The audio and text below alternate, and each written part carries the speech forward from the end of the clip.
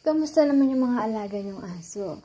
Kasi, ang Haring Max ay nakaupo na naman sa kanyang trono. Ganito din ba yung mga alaga niyong aso? Kasi ako, yung alaga ko, kung asan yung natapos ko, yun naman yung ginugulo niya.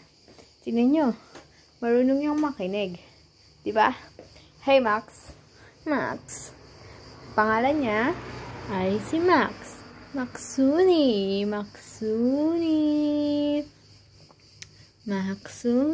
Siyempre, mas gusto niya dito kasi madami siyang nakikita. Nagbibilang ata siya ng mga sasakyan. Share nyo naman kung anong kwento ng aso nyo sa daily routine nila. Kasi sa akin, yung aso ko, everyday siya nandito. Dito lang siya. Yan. Kung hindi siya nakasunod sa akin, andyan lang siya sa trono niya. This is his throne.